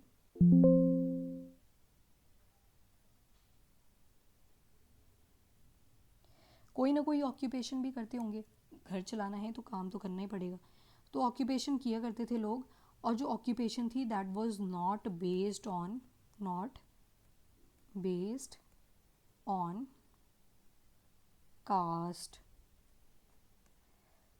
बर्थ, ये चीज़ें अभी इमर्ज नहीं होती हैं। तभी हम देखते हैं ऋग्वेदिक पीरियड की, अगर आपको याद हो, कल मैंने आपको परसों आपको जब सोर्सेज बताए थे तो वहाँ पे देखा था कि जो पुरुषुक्ता हीम है वो लेटेस्ट ऐड हुआ था ऋग्वेदा के अंदर। लेटेस्ट कौन कौन से में, 1 एंड 10th मंडला में, तो इसका मतलब ज़्यादा प्रेवलेंट नहीं था, but by the end of Rigvedic period हम देखते हैं कि ये प्रेवलेंट हो जाएगा, तो अभी के लिए नहीं है। ऑक्यूपेशन अपनी स्किल के हिसाब से लोग किया करते थे। ठीक है, चाहे किसी राजा कैसे बनेगा, मैंने स्टार्टिंग में आपको बताया, ऑल्दो मोनार्कियल स्टाइल था, पर राजन जो था वो हेरिडिटरी नहीं हुआ करता था। हेरिडिटरी ना होने का मतलब है कि जो राजा है उसका लड़का ज़रूरी नहीं है राजा ही बनेगा, देखा जाएगा पहले उसकी स्किल्स को। फिर वैसे ही पुरोहित देखा, जो कि क्या करता था, मंत्र वगैरह कंपोज किया करता था, कहाँ पे, रिचुअल्स में, तो वो भी ज़रूरी नहीं है हेरिडिटरी होगा कि उसका ही बच्चा आगे चल के क्या बनेगा, पुरोहित बनेगा, तो वो चीज़ भी ज़रूरी नहीं थी। वैसे ही अगर कोई आर्टिशन था तो ज़रूरी नहीं है उसका लड़का आगे चल के आर्टिशन बनेगा, तो वो चीज़ भी ज़रूरी नहीं थी। ठीक है, तो जो ऑक्यूपेशन थी that was completely skill based, जिसको जो आता है वो करो। ठीक है, दिल की सुनो टाइप का काम था। तो ये आता है आपका अगेन कि इसमें जो सोसाइटी का स्ट्रक्चर था आपके ऋग्वेदिक पीरियड में। अब हमें एक बहुत सुंदर लाइन मिलती है ऋग्वेदा के अंदर, इसको आप कोट कर सकते हो, अगर सोसाइटी पे आपको एनालिसिस आती है तो आप इसको कोट भी कर सकते हो। इसमें क्या बोला गया कि आई एम अ पोइट, मैं एक पोइट हूँ, ये बहुत इंपॉर्टेंट लाइन है। और माई फादर इज़ फिजिशियन, मेरे पापा फिजिशियन हैं, and my mother grinds upon stone, और मेरी मम्मी स्टोन को ग्राइंड करते हैं। तो यहाँ से क्या है, इस लाइन का बहुत बड़ा मीनिंग है, यहाँ से पता लग रहा है कि एक ही फैमिली के अंदर देखो डिफरेंट काम कर रहे हैं लोग, तो हेरिडिटरी नहीं था, मतलब यहाँ से क्लियर हो गया। तो ये वर्ड्स जो है ये कहाँ पे मेंशन है आपके ऋग्वेदा के अंदर, तो हेरिडिटरी सिस्टम बिल्कुल भी नहीं था। इस लाइन से ये चीज़ क्लियर होगी, बहुत इंपॉर्टेंट है ये लाइन। सोसाइटी अगर आती है then you have to mention it. Although आगे ये है कि मैं पोइट हूँ, मेरे फादर फिजिशियन हैं, मेरे मदर स्टोन ग्राइंड करते हैं, तो तो हम सारे ही क्या कर रहे हैं, पैसे कमा रहे हैं, striving for wealth, we all are striving for wealth with varied plans. पर जो हमारा तरीका है वो सभी का क्या है, अलग है, विद वेरिड प्लान्स, ठीक है। और हम अपनी डिज़ायर के हिसाब से काम कर रहे हैं। तो ये चीज़ बताई गई है यहाँ से हमें एक चीज़ क्लियर हो जाती है कि हेरिडिटरी स्ट्रक्चर बिल्कुल भी नहीं था। ओके, अब इसके बाद एक टर्म जो है वो आती है बार बार, तो वो थी, हो गया ये जूम, अरे ठीक हो जा, रुकना एक मिनट, ये ना गलती से हाथ लगता है फिर ये ठीक ही नहीं होता, हो गया। चल, एक शब्द है यहाँ पे वर्णा, तो वर्ण का थोड़ा मेंशन आपको बार बार देखने को मिलेगा। वर्ण का मतलब होता है कलर। दो तरह के कलर देखते हो आप, वन वॉज फेयर, दूसरा है डार्क। आर्यंस बोलते हैं हम फेयर हैं, डार्क को बोल दिया स्लेव्स या जो दास्यूज थे, ठीक है। दास्यूज या दासास दोनों ही आ जाएंगे इधर, इनको बोल दिया डार्क स्किन। पर ये सिर्फ कलर के बेसिस पे था। यहाँ पे जो वर्ण यूज़ हुआ था that was only on the basis of colour. Colour जो था that was the only base to distinguish between the two. अब ये जो दासास थे, इनको एक और टर्म दी गई थी that is known as Avrata. Avrata का मतलब है who do not obey ordinance of God. जो गॉड के ऑर्डिनेंस को फॉलो नहीं करते उनको क्या बोल दिया, ए व्रता। और ए व्रता में कौन आते थे, दास्यूस, अकॉर्डिंग टू आर्यंस। आर्यन का मेंशन है। हमने कैसे बोला आर्यंस का, कि क्योंकि क्या था, आर्यंस ने ही ये बोला जाता है कि ऋग्वेद वगैरह लिखे थे, ठीक है। एक टर्म इनको ए व्रता दे दी और एक और टर्म दी जिसको बोला गया ए क्रातु। ए क्रातु का यहाँ पे मतलब था जो कि सेक्रीफाइस नहीं करेंगे, those who do not perform sacrifice, ठीक है। उनको क्या बोल दिया, ए क्रातु। तो वो भी कौन थे अगेन, तो दासास। ए व्रातु ए क्रातु दोनों किन किन को दे दी गई, दासास को दी गई थी दोनों टर्म्स। तो यहाँ पे जो वर्णा का मेंशन था वो सिर्फ कलर के बेसिस पे था कि दो तरह के लोग रहा करते थे, एक डार्क कॉम्प्लेक्शन के थे और एक फेयर कॉम्प्लेक्शन के थे। और दो टर्म्स और दे दी, ए व्रता और ए क्रातु। ए व्रता मतलब जो गॉड को के ऑर्डिनेंसेस को नहीं फॉलो करते, और ए क्रातु बोल दिया उनको जो सेक्रीफाइसेस नहीं करते थे। That is the only division existed during the time of Rigvedic period. पर जो वर्ण सिस्टम था ना, वर्ण, एक सेकेंड, वर्ण system was not prevalent at all. तो prevalent नहीं था आपका वर्ण system during the Rigvedic period, ठीक है। ट्राइब के ऊपर ज़्यादा फोकस किया करता थे और अपनी गायों को ज़्यादा देखते थे। अब देखो यहाँ पे जो मेन फोकस था वो किसके ऊपर था, गायों के ऊपर, काऊ के ऊपर, और किस पे, एक तो काऊ के ऊपर और दूसरा जना के ऊपर। एक छोटी सी लाइन में यहाँ पे आपको बता देती हूँ। अभी हम पढ़ रहे हैं ऋग्वेदिक, ठीक है।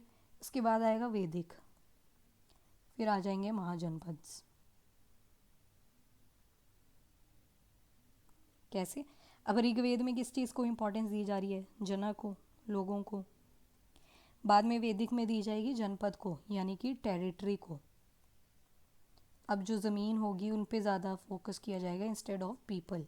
तो जना से बनेंगे जनपद, जनपद से बनेंगे फिर महाजनपद, ठीक है। तो ये लाइन याद रखना। अभी सिर्फ हमें ऋग्वेद पे फोकस करना है। ये लोग किसको इम्पोर्टेंस दिया करते थे ज़्यादा, तो जनास को, ठीक है। तो इनका main emphasis was on the Janas. और जो सोसाइटी थी वहाँ पे ज़्यादा ये नहीं बोल सकते कि टोटली इगैलिटेरियन थी, क्योंकि जो सोशल स्ट्रेटिफिकेशन थी, यानी कि सोसाइटी के अंदर जो क्लासिफिकेशन थी दैट वाज स्टिल देयर। किस किस के बेसिस पे, on the basis of gender as well as labour की भी क्या कर रखी थी, डिवीजन ऑफ लेबर, ठीक है।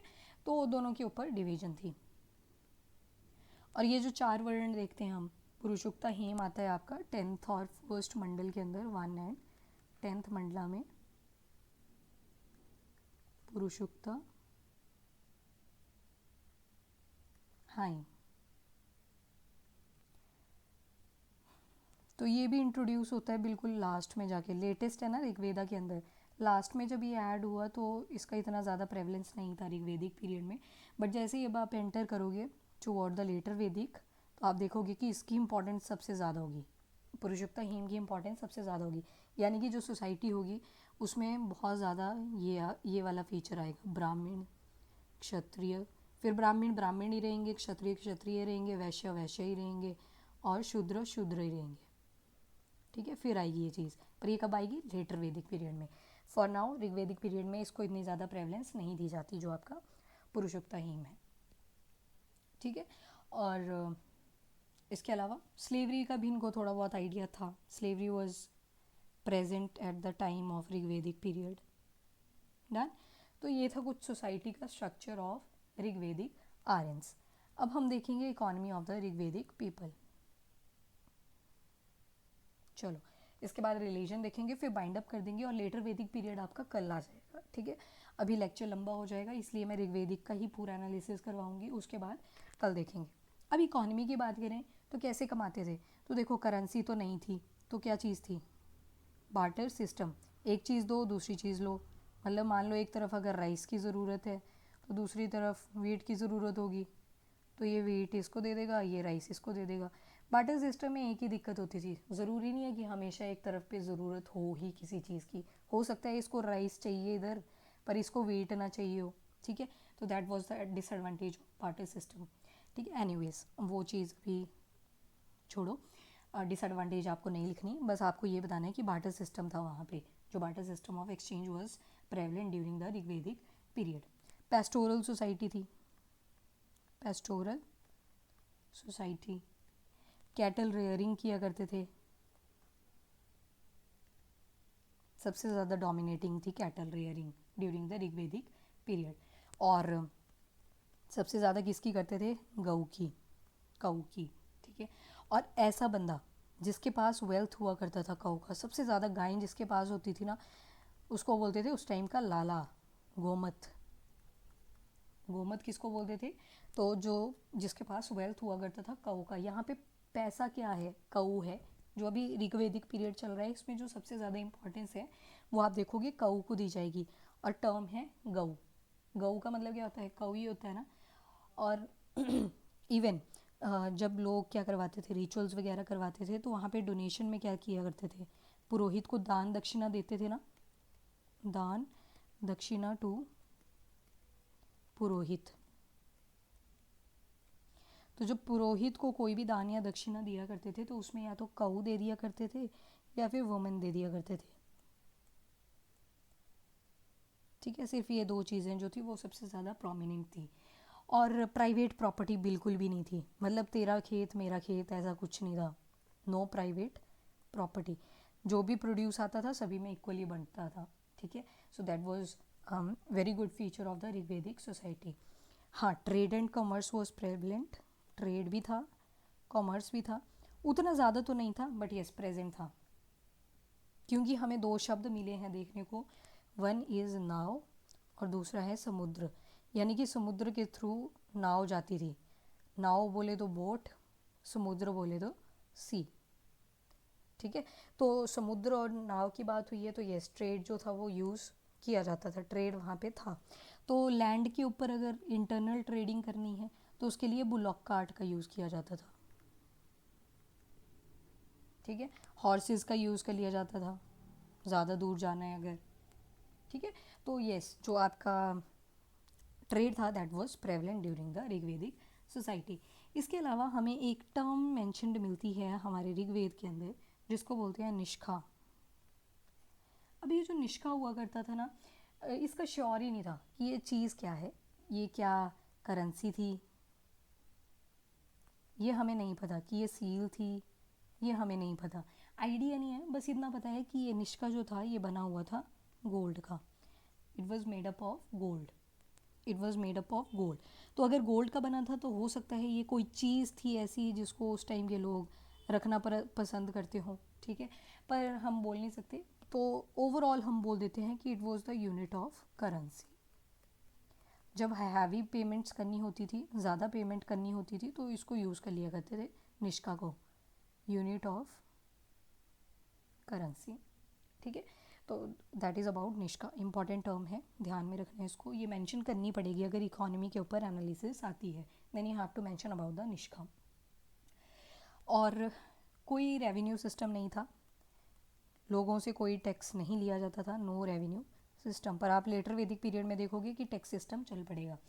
तो कोई रेवेन्यू सिस्टम नहीं था, दैट्स वाई इनके पास आर्मी भी स्टैंडिंग नहीं थी, no standing army during the Rigvedic period. और एक्सचेंज किया करते थे, गिफ्ट्स एक्सचेंज किया करते थे, प्रेस्टेशन एक सेरेमनी हुआ करती थी जिसमें लोग एक दूसरे को गिफ्ट्स एक्सचेंज किया करते थे, मतलब सभी को गिफ्ट लेके आना ही पड़ेगा और राजा के लिए अलग से देना पड़ेगा, ठीक है। इंडिविजुअल लेवल पे नहीं होता था, ग्रुप लेवल पे होता था। एक ग्रुप आया है, मान लो एक फैमिली आई है, तो दूसरी फैमिली के लिए उनको गिफ्ट लाना ही पड़ेगा, तो उसको बोलते थे प्रेस्टेशन की एक सेरेमनी। एक आपको बलि शब्द मिलता है, बलि जो थी it was the voluntary contribution, ठीक है, वॉलंटरी कॉन्ट्रीब्यूशन जो थी it was Bali. Done. Shifting agriculture काफ़ी ज़्यादा प्रेवलेंट था इनके टाइम पे। शिफ्टिंग कल्टीवेशन, तो शिफ्टिंग कल्टीवेशन प्रेजेंट था, तो ये क्या करते थे, जैसे मान लो ये फॉरेस्ट है,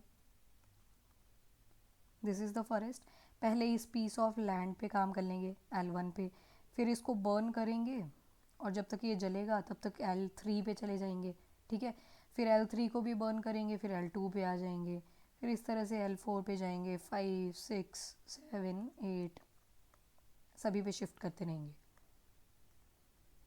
फर्टिलिटी के पर्पज़ से, ताकि जो रिगेन कर ले अपनी सॉइल जो है उसको अपनी फर्टिलिटी भी रिगेन करनी पड़ती है, दैट्स व्हाई। तो शिफ्टिंग कल्टीवेशन का आइडिया था इनको और उसको पॉपुलरली किया भी करते थे। अच्छा, जो इनकी एग्रीकल्चर वाली एक्टिविटी थी ना, that was very important for them, agriculture was very important. क्यों थी इंपॉर्टेंट, कहाँ से पता लगता है, क्योंकि हमें बहुत सारी टर्मिनोलॉजीज देखने को मिलती हैं ऋग्वेदा के अंदर, और वो टर्म्स क्या क्या थी, जैसे बारले के लिए यूज़ किया है यवा, तो ये बारले काफ़ी ज़्यादा सो किया करते थे एट दैट टाइम, तो यवा, ठीक है। उसके बाद खेत के लिए एक टर्म यूज़ हुई है क्षेत्र, अभी भी यही बोलते हैं क्षेत्र, गांव साइड यही टर्म यूज़ होती है क्षेत्र। प्लोइंग के लिए बोलते हैं कृषि, अभी भी यही बोलते हैं गांव साइड, प्लोइंग, जो प्लोइंग वगैरह किया करते थे वो बोल देते थे कृषि है, ठीक है। फिर फाला, फाला जो होता था ये आपका प्लो हुआ करता था, हल जो होता है ना उसको बोलते थे फाला, फाला बोल देते थे, या फिर लांगला भी बोल देते थे। ये क्या चीज़ थी, तो प्लो, प्लो किस चीज़ का बना था, यहाँ पे वुड का बना हुआ था, अभी लेटर में देखोगे तो वहाँ पे आयरन का प्लो आ जाएगा, ठीक है, इसलिए बताया यहाँ पे वुडन था ये। इसके अलावा एक और टर्म मिलती है दैट इज उर्वारा। उर्वारा जो हुआ करता था ये फर्टाइल लैंड था, इट वाज फर्टाइल लैंड, ऐसी लैंड जो कि हाईली फर्टाइल है, और जो इसको जीत लेता था उसको बोल देते थे उर्वारा जीत। उर्वारा जीत कौन था, who won fertile land, fertile land, ठीक है। तो ये टर्म्स हमें देखने को मिली हैं। और एक और था, अब देखो जो क्षेत्र है, फील्ड का कोई ना कोई हेड होएगा, तो जो गार्ड उस टाइम पे गार्जियन होता था बेसिकली, प्रोटेक्टर, क्योंकि हम देखते हैं कोई प्राइवेट प्रॉपर्टी नहीं थी, तो जो गार्डियन हुआ करता था उसको बोलते थे क्षेत्रापति। डन। तो ये आ गया एग्रीकल्चर के फॉर्म में कुछ चीज़ें। अब देखो इन लोगों को आयरन का तो आइडिया नहीं था, रुको स्लाइड ऐड करने दो।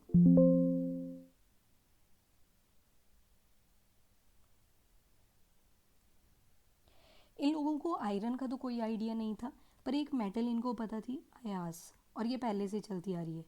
तो जो अयास का यूज़ है इन्होंने कॉपर के लिए भी किया है और ब्रॉन्ज के लिए भी किया है, कलेक्टिव शब्द है अयास। श्याम अयास एक टर्म देखेंगे, Shyam for the dark colour, iron के लिए यूज़ होगा, वो आगे हम लेटर वैदिक में देखेंगे। बट यहाँ पे इनको आयरन का कोई भी आइडिया नहीं है, तो ऋग्वेदिक पीरियड में कोई भी आइडिया इनको आयरन का नहीं है, तो ये चीज़ ध्यान में रखना, इट्स अ इम्पॉर्टेंट पॉइंट है।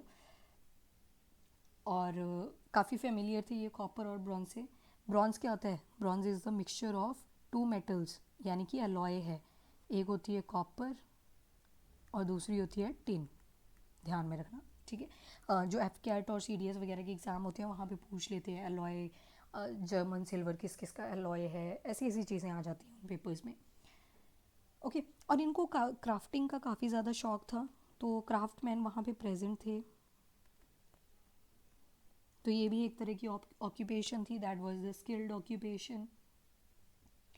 कारपेंट्री का इनको शौक था, कारपेंट्री भी प्रेवलेंट थी उस टाइम पे। इनको टैनिंग भी आती थी। टैनिंग में क्या किया जाता है, जैसे एनिमल की स्किन होती है उसको सुखाया जाता है, फिर फर्दर यूज़ किया जाता है उसका for making of the cloth और भी कोई चीज़, ठीक है। इसके अलावा वीविंग भी किया करते थे। वीविंग तो देखो इंडस वैली सिविलाइजेशन में भी हमने देखी थी, तो ये तो अब चलता ही रहेगा आगे तक। आगे इसको अब हम मेंशन भी नहीं करेंगे क्योंकि ये कॉमन फीचर आ जाएगा। कैरियट मेकर्स भी थे, ठीक है, कैरियर मेकर्स भी थे उस टाइम पे। डाइस गैम्बलिंग ये किया करते थे, तो डाइस गैम्बलिंग करते थे मतलब इनके पास वेला टाइम भी होता था बीच बीच में, तो एन्जॉयमेंट किया करते थे उस टाइम पे, ठीक है। तो काफ़ी चीज़ें हैं जो कि आप ऐड कर सकते हो इन द इकोनॉमी, डन। तो this is about the economy of Rigvedic period. अब देखेंगे ऋग्वेदिक रिलीजन के बारे में। तो एक गॉड के बारे में तो मैंने आपको बता दिया पहले ही, वो थे इंद्र। इंद्र को ऋग्वेदा में एक और नाम दिया गया है, दैट इज़ पुरांदर। पुरांदर जिसका मतलब होता है ब्रेकर ऑफ फोर्ट्स, जो सब किलों को तोड़ देता है, ब्रेकर ऑफ फोर्ट्स। किसको बोला गया? इंद्रा को, डन। एक और टर्म दी गई है इनको, वो है माघवन। माघवन का मतलब होता है जेनरस है काफ़ी। एक और टर्म दी गई है इन्हीं को, वो है वृता वृत्राहा वृत्राहान, ये, ठीक है। इसको बोलते हैं स्लेयर ऑफ क्योस, यानी कि गड़बड़ों को ख़त्म करने वाले। तो ये थे इंद्रा। तो Indira was the main God of Rigvedic period, ठीक है।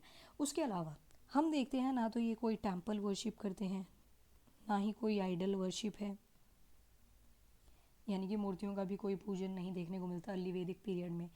और एनिमिज़म में ये बिलीव करते हैं। एनिमिज़म मतलब नेचुरल चीज़ें, नेचुरल चीज़ें जैसे कि प्लांट्स को, एनिमल्स को, तो एनिमिज़म में बिलीव करते हैं। एनिमिज़म बोल लो या फिर इसको नेचुरलिस्टिक पॉलीथीज़म भी बोल देते हैं, ठीक है। तो that was prevalent during the time period of Rigvedic people, okay. तो विंड हो गया, रेन हो गया, वाटर हो गया, इन सभी की पूजा ये लोग किया करते थे। यज्ञ इन्होंने थोड़े थोड़े परफॉर्म करने शुरू कर दिए थे, थोड़े थोड़े, बिल्कुल। अभी हम देखेंगे कि जब हम पहुंचेंगे लेटर वैदिक पीरियड में तो बहुत ज़्यादा करेंगे ये, ठीक है। और किलिंग्स भी किया करते थे, सेक्रीफाइसेस किया करते थे, फिर बाद में उसका मीट बना दिया जाता था और बांट दिया जाता था। कुछ गायें ऐसी होती थी जिनका मीट बना सकते थे और कुछ गायों को साइड में रख दिया जाता था और उनको बोल दिया जाता था अगन्य, यानी कि उनको मारा नहीं जा सकता, नॉट टू किल, तो उनको बोल दिया अगन्य। ऐसी गायें जिनको मारा नहीं जा सकता, ठीक है। मे बी ब्रीड्स के ऊपर इन्होंने डिफ्रेंसिएशन करी हुई थी। और कैसे कैसे गॉड्स हमें ऋग्वेदिक पीरियड में देखने को मिलते हैं, तो एक आ जाते हैं इंद्र। इंद्र हमने देख लिए। इंद्र के ऊपर ना कम से कम 250 हीम्स देखने को मिलते हैं, 250 हीम्स अबाउट द इंद्र। फिर आती हैं अग्नि। अग्नि जो है सेकंड इम्पॉर्टेंट गॉडेस या गॉड आ जाते हैं, जो कि गॉड ऑफ फायर हैं। इनके ऊपर कम से कम 200 हाइम्स देखने को मिलती हैं, 200 हाइम्स। और ये बोला जाता है कि जो अग्नि होती है ना, ये अर्थ और हेवन का बच्चा है, अर्थ और हेवन का बच्चा। कैसे? क्योंकि देखो जब आग जलाते हैं तो अर्थ के ऊपर होती है, और जब जलती है तो कि कहाँ को होती है इसकी डायरेक्शन? Toward the haven. तो इसलिए बोल दिया इस बेसिस पे। That is the logic behind कि ये कनेक्शन है एक तरह से अर्थ और हेवन के बीच में। ठीक है। और उसके बाद आता है वरुणा। और अग्नि का एक और रेलिवेंस है। देखो हिंदुइज्म में क्या किया जाता है? बॉडी को जला दिया जाता है। तो ये बोल दिया जाता है भगवान और आदमी के बीच में भी अग्नि जो है वो इंटरमीडिएटरी है, क्योंकि आत्मा को परमात्मा से कौन मिलाएगी? आग ही मिलाएगी। That's why. फिर आते हैं वरुणा। थर्ड मोस्ट इम्पॉर्टेंट जो गॉड हैं इन ऋग्वेदिक पीरियड वो आ जाते हैं वरुणा। तो जो वरुणा है ये वाटर के गॉड आ जाते हैं। और उसके बाद आते हैं सोमा। अच्छा, सोमरस के बारे में पढ़ा था हमने। That is mentioned in the Soma divine drink भी बोल सकते हो। That is mentioned in the Mandla 9 of Rigveda. तो वो भी ध्यान में रखना किस मंडल में था ये? मंडला 9। ठीक है। तो सोमा जो होता है ये गॉड ऑफ प्लांट है। God of plant is Soma. और किंग ऑफ गॉड भी बोल देते हैं इनको, स्पेशल गॉड भी बोल देते हैं ब्राह्मणास में। और बहुत सारे हाइम्स हैं। इन 11th मंडला भी आता है, उसके अंदर बहुत सारे हाइम्स दे रखे हैं। वो सारे मेंशन है किसको? Mention to god of plant. ठीक है। ऑल्दो सोम के बारे में कहाँ पे मेंशन है? That is in the Mandla 9। दोनों डिफरेंट चीज़ें हैं। जो हाइम्स हैं दे आर इन मंडला 11, और जो सोमा के खुद के बारे में है that is in the Mandla 9। ये बोला जाता है कि आर्यंस को पता था हिमालय के बारे में, और वहाँ पे सोम प्लांट मिला करता था। ठीक है। और उसके बाद यम आते हैं। तो यमराज गॉड ऑफ डेथ। तो god of death was also known to the Rigvedic period. Okay. फिर इसके बाद रुद्र आते हैं। तो बोला जाता है रुद्र के पास एक बो एंड एरो होता था, जिससे वो क्या कर सकते हैं? डिजीज़ को ख़त्म कर सकते हैं। डिपेंड करता है कि कैसी कंडीशन है उस एरिया में। कलयुग चला हुआ है तो इनका एरो डिजीज़ लाएगा, और अगर अच्छी जगह थी पर वहाँ पे कोई अन्याय हो रहा है तो वहाँ पे डिजीज़ ख़त्म करेगा। तो वो रुद्र के बारे में आ जाता है। रुद्र को प्रोटोशिवा भी बोल देते हैं। ठीक है। फिर सूर्य आ जाते हैं। सूर्य मतलब सन। ठीक है, सन की बात हो रही है यहाँ पे। तो ऐसे गॉड जो क्या करेंगे? लाइट स्प्रेड करेंगे और डार्कनेस को ख़त्म करेंगे। तो वो आगे सूर्य। इसी तरह से बहुत सारे गॉड हैं। एक सावित्री को याद रख लेना। सावित्री जो है, तो जो गायत्री मंत्र है आपका वो किसको डेडिकेटेड है? सावित्री को ही। गायत्री मंत्र कौन से मंडल में आता है? तो मंडला 3 ऑफ ऋग्वेदा। ठीक है। तो इस तरह से बहुत सारे आप देख सकते हो ऋग्वेदिक रिलीजन रहे हैं। कुछ एक डैमी गॉड्स भी देखने को मिलेंगे। डैमी गॉड्स मतलब छोटे मोटे और गॉड्स भी होते थे, लोकल गॉड्स जिनको बोल सकते हो आप, जैसे गंधर्वास। ये जो गंधर्वास होते थे ये बहुत अच्छे म्यूजिशियन थे। गंधर्वास सोर्सेज में मैंने आपको एक गंधर्व के बारे में बताया था, उपवेद। तो वो किस चीज़ का उपवेद था? सामवेद का। तो गंधर्वास, जो गंधर्वास थे ये डिवाइन म्यूजिशियन थे, यानी कि भगवान के सिंगर। ठीक है, डिवाइन म्यूजिशियन। उसके बाद अप्सराज हुआ करती थी। अप्सराज कौन थी? Mistress of God's.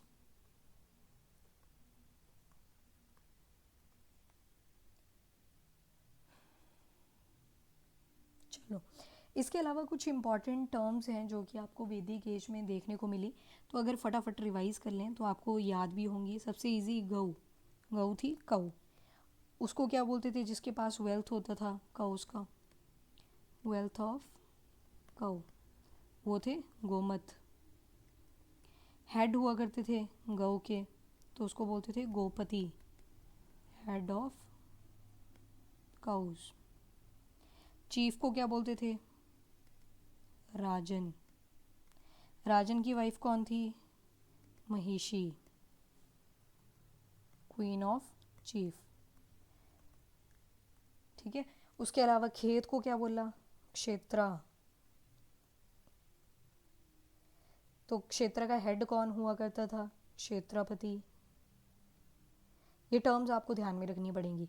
फिर एक टर्म पड़ी थी असी, तो तलवार को क्या बोला था, असी। फाला क्या था, फाला को ही लांगला भी बोला था, तो ये था वुडन प्लो। ये टर्म्स इंपॉर्टेंट है, आपको याद रखनी पड़ेंगी, ठीक है। इसके बाद विलेज को क्या बोल दिया था, ग्रामा। फैमिली को क्या बोला था, कुला।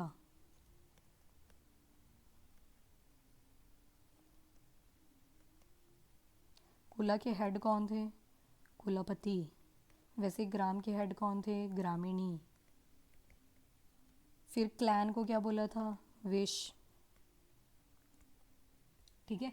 और गवेषणा क्या थी, तो लड़ाई हो जाती थी, तो फाइट को क्या बोला था, गवेषणा, ठीक है। ये सारी टर्म्स आपको ध्यान में रखनी है। और इसके अलावा बताऊँ मैं तो, जैसे सीड बो सो किया जाता था ना, तो उसको बोलते थे वाप, टू सो, वाप। आपने देखा होगा डाटी होती है एक, हमारी साइड तो द्राटी बोलते हैं इसको, ऐसे होती है सिक्कल शेप में, तो ये लोग उसको बोलते थे श्रेणी, जो श्रेणी थी, सिक्कल श्रेणी या दार्टी जिसको बोलते हैं, ठीक है। फिर उर्वारा क्या था, फर्टाइल फील्ड था, जो उस फर्टाइल फील्ड को जीत लेता था उसको बोलते थे उर्वारा जीत। फिर एक शब्द है यहाँ पे, इनको बटर के बारे में नॉलेज थी, ghrita. Ghrita is the term used for butter, मक्खन के लिए यूज़ हुआ था, ठीक है। सोम के बारे में इनको पता था, सोमा वॉज इंटॉक्सिकेटिंग ड्रिंक।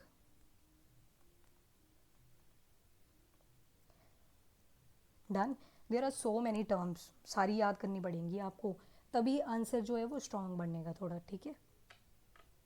और जो कारपेंटर थे ना, कारपेंटर, तो उनको बोल दिया जाता था तक्षाण, तक्षाण थे कारपेंटर। फिर हेनस के बारे में पढ़ा था, हेनस, इली हेनस, क्या थे ये, बो एंड एरो। डन। फिर वर्मा पढ़ा था, वर्मा वॉज द कोट, कौन पहनता था, जो राजा हुआ करता था लड़ाई के लिए जाता था। पन्नीज कौन थे, तो वो जो एनिमीज हुआ करते थे, जो गायों को चुरा लेते थे, एनिमीज। फिर और क्या क्या टर्म्स पढ़ी थी, करो करो रिवाइज करो फटाफट से, रिवीजन का ही टाइम है ये। एक और बता देती हूँ आपको, इनको ना बफलोज का भी पता था, उसके लिए इन्होंने टर्म यूज़ की थी गौरी, गौरी भी बोल देते थे, गवाला भी बोल देते थे, तो ये थी टर्म फॉर बफलोज। टाइम की इनको बहुत ज़्यादा इंपॉर्टेंस थी, ऑल्सो इनको डिस्टेंस भी मेजर करने आता था। तो दो टर्म्स हैं, दोनों थोड़ी सी कंफ्यूजिंग हैं, एक को बोलते हैं गोधुली, एक को बोलते हैं गोधुली, एक को बोलते हैं गव्युति। अब देखो यहाँ पे टी आ रहा है ना, तो ये डिस्टेंस को मेजर करेगा, वाइसा वर्सा है। गव्युति क्या करेगा, मेजरमेंट ऑफ डिस्टेंस। यहाँ पे डी आ रहा है तो ये टाइम को मेजर करेगा, तो डिस्टेंस इधर आ गया ना, गव्युति का टी इधर आ गया, इस तरह से। तो Godhuli was the measurement of time. Terms के ऊपर तो देखो क्वेश्चन आते हैं, ठीक है। जब एग्जामिनर चाहता है ना कि आपसे ना हो सॉल्व, तो वो टर्म्स डाल देगा, मीनिंग आगे पीछे कर देगा और क्वेश्चन पूछ लेगा, ठीक है। तो आपको ध्यान में रखना पड़ेगा, ये टर्म्स जो हैं वो दे आर इम्पॉर्टेंट। एक बार फटाफट से रिवाइज कर लेते हैं सारा, कितना याद रहा देख लेते हैं। लेटर वैदिक पीरियड मैं कल ही डाल दूंगी सैटरडे को, ऑल्दो हम सैटरडे को कुछ नहीं करते, बट मैंने आपको बोला था इस हफ्ते हमने वैदिक पीरियड कंप्लीट करना है, तो मैं आपको वो बता दूंगी। तो आज हमने ऋग्वेदिक पीरियड से स्टार्ट किया, तो 1500 टू 1000 BCE तक का टाइम है, और उसके बाद ट्राइबल सोसाइटी है, सेमी नोमैडिक है, और लोगों को जना बोला जाता है, कऊ की बहुत ज़्यादा इंपॉर्टेंस है, चीफ को राजा बोला जाता है, और गोपा या गोपति भी बोल दिया जाता है जिसके पास गऊ होती है। महिषी वॉज द चीफ क्वीन, और पनीज जो थे वो एनिमीज थे, और जब लड़ाई करनी होती थी इनको तो क्या करते थे, पहले वर्शिप किया करते थे इंद्र की, एक तरह से परमिशन लेते थे इंद्र की। फिर गविष्ठी, गवेशना, गोशु, गव्युत किया करते थे, ठीक है। फिर पॉलिटी एंड एडमिनिस्ट्रेशन देखा तो मोनार्कियल की तरह सिस्टम था, पर हेरिडिटरी नहीं थी पोजीशन, और 4 तरह की असेंबलीज देखते हैं, सभा, समिति, विधाता, गणा। फिर पुरोहित, प्रीस्ट भी थे, सेनानी भी थे, प्रजापति भी थे, ग्रामीणी भी थे, बलि दी जाती थी। और मिलिट्री के इक्विपमेंट्स हमें बहुत सारे देखने को मिले वेदा में, जैसे varma was the coat, Sipra was the helmet, Asi is the sword, हेनस इज़ एरो, इलिहेनस इज़ बो। सेना जो है वो आर्मी थी, पर स्टैंडिंग नहीं थी, परमानेंट नहीं थी। क्यों? क्योंकि उतना वेल्थ ही नहीं था।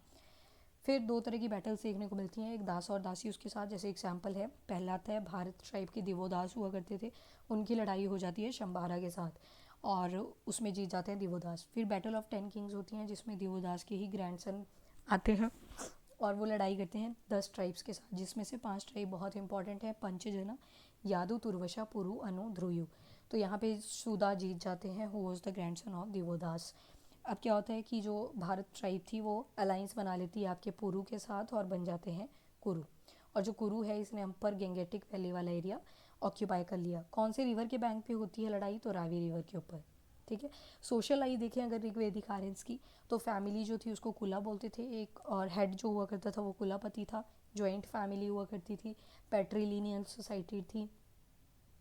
और उसके अलावा वीमेन की कंडीशन अच्छी थी, एजुकेशन अलाउड थी, पर्दा सिस्टम नहीं था, चाइल्ड मैरिज नहीं थी, विडो रीमैरिज थी, हस्बैंड चूज़ करने की चॉइस थी, हाइम्स कंपोज कर सकते थे, असेंबली में पार्टिसिपेट कर सकते थे। और मैरिज देखें तो ज़्यादातर मोनोगैमस थी, पर थोड़ी बहुत हमें पॉलीगाइनी और पॉलीगैंड्री के केसेस भी देखने को मिलते हैं। ऑक्यूपेशन ऑल दो स्किल बेस्ड थी और कास्ट और बर्थ का कोई कॉन्सेप्ट नहीं था भी। और राजन जो थे वो स्किल के ऊपर बनाए जाते थे, ऐसा नहीं था बिल्कुल भी कि राजा का बेटा ही राजा बनेगा। ठीक है।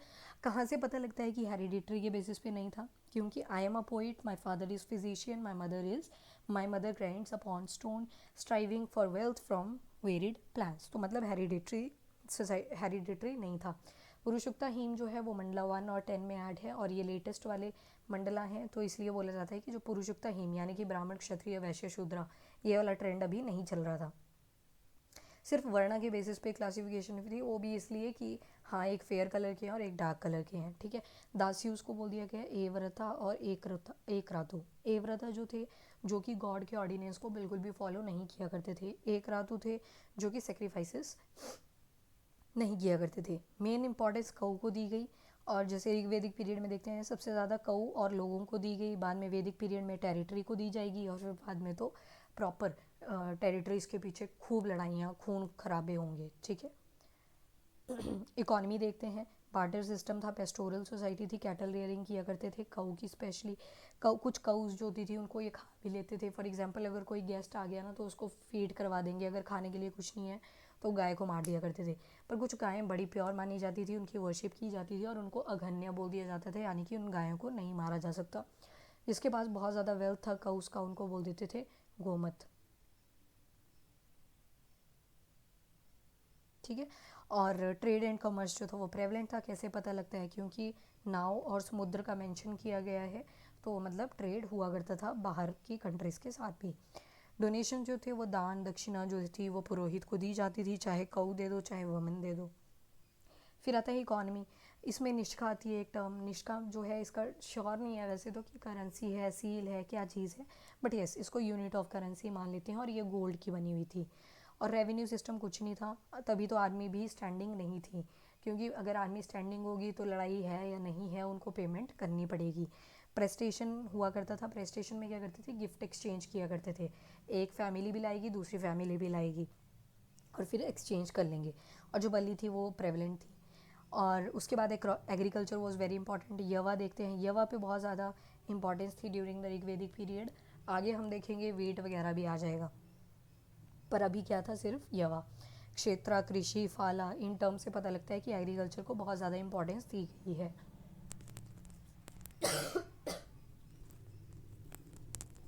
ठीक है। अयास के बारे में इनको पता था, यानी कि कॉपर और ब्रॉन्ज के बारे में इनको पता था। ऋग्वेदिक रिलीजन देखें तो इंद्रा सबसे ज़्यादा इंपॉर्टेंट गॉड थे। इनको पुरांदर भी बोला जाता था, माघवन और वृत्राहन भी बोला जाता था। 250 हाइम्स जो हैं वो इंद्रा से ही रिलेटेड हैं। टेम्पल वर्शिप नहीं थी, आइडल वर्शिप नहीं थी। एनिमिज्म में ये बिलीव किया करते थे, यानी कि सन, वाटर, विंड, एनिमल, प्लांट, सारी चीज़ें यज्ञ ये किया करते थे, किलिंग्स भी किया करते थे, काऊ का मीट भी खाया करते थे, बट कुछ एक गायें अगण्य थी, यानी कि मारा नहीं जा सकता था। अग्नि जो थी सेकंड इंपॉर्टेंट गॉड थे, और Varuna was the third important God. Soma जो है इनका मेंशन 9th मंडला में देखने को मिलता है, पर इनके जो हाइम्स हैं they are inside the 11th mandala. Yama यानी कि गॉड ऑफ डेथ। रुद्रा जो है ये बोला जाता है कि इनका बाण जो होता है या तो बीमारी लाएगा या तो बीमारी ख़त्म करेगा, और इनके मारे हुए बाण से ही जो बीमारी फैली है वो इनके मारे हुए बाण से ही ख़त्म होगी। और सूर्य जो है वो ऐसे गॉड हैं जो लाइट लेके आते हैं और डार्कनेस ख़त्म कर देते हैं, ठीक है। डैमी गॉड्स भी थे, जैसे गंधर्व, डिवाइन म्यूजिशियन बोल देते थे उनको। और उसके बाद कुछ इंपॉर्टेंट टर्म्स आ जाती हैं, ये आपको ध्यान में रखनी है। So this is it about Rigvedic period, पूरा कर लिया है हमने कंप्लीट, और इसको रिवाइज करते रहना तभी याद रहेगा, ठीक है। तो अभी के लिए इतना ही। I just hope you like the video. If you like, do like and share, और टेलीग्राम चैनल पक्का से सब्सक्राइब कर लेना, आपको लिंक डिस्क्रिप्शन बॉक्स में दे रखा है। और अभी मैं लेक्चर को यहीं पे बाइंड अप कर रही हूँ। Thank you everyone, have a nice day.